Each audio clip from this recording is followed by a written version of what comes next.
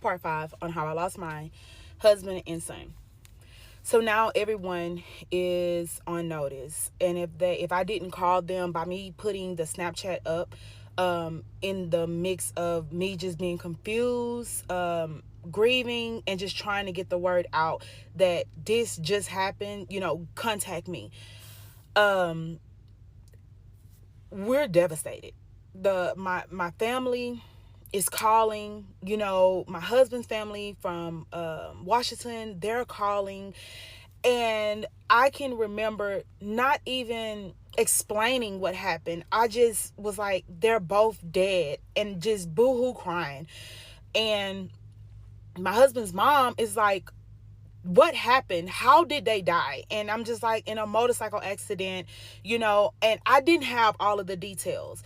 And this is really where Square Business Riders actually stepped in and shield my family from a lot of heartbreak. My husband's president, I depended on him and his wife to do so much, and they did. They, like, a thank you could never be enough for what this MC done for my family. I never buried, family members, so I don't know what to do. I don't know who to call. I'm not in my hometown, so I'm in a new city. Even though I've been here for years, I don't know what to do. I can remember my mom, crying, my daughter-in-law, and all of a sudden, I just took a deep breath, and I was like, it's time to go. It felt like we were out there for forever. And I said, it's time to go. And I remember walking towards my car, and my husband, club member, was like, whoa, no, you can't drive. You can't leave. D actually lived on the same street as me, and he was a part of my husband's MC. So he was like, I'll take you home. I'll take y'all home. And I just remember getting in the back seat of the car, and I was just destroyed. I closed my eyes going home, and it just felt like it took us forever to get home. But reality did not set in right then and there. I just knew when I got home, I was going to wake up.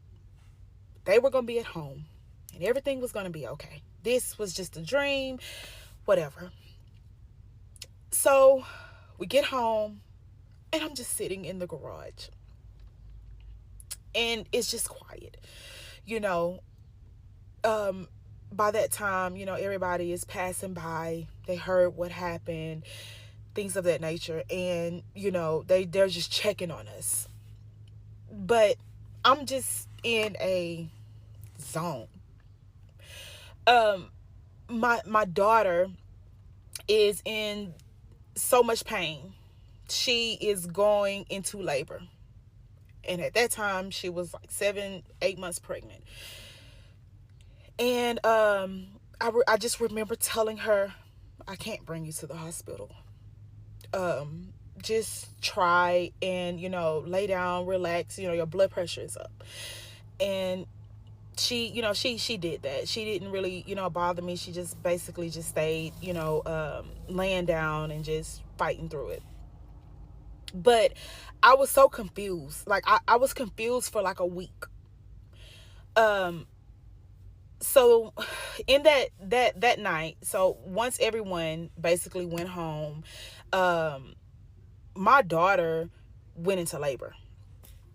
And I remember going to the hospital and them taking her to labor and delivery.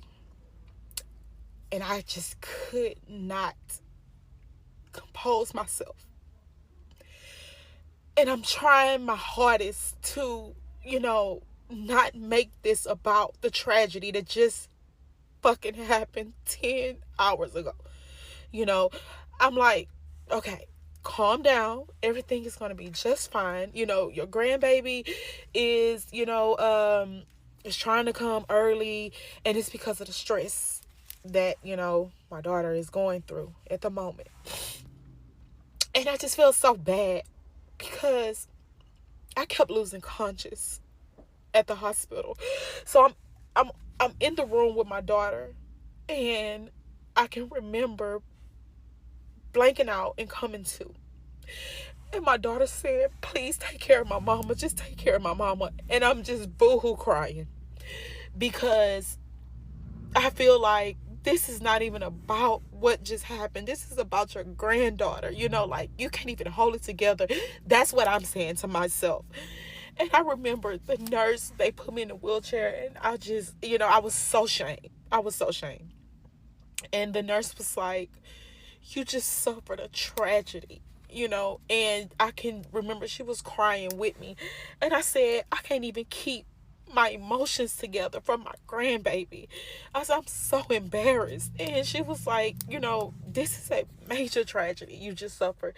She was like, you shouldn't feel embarrassed."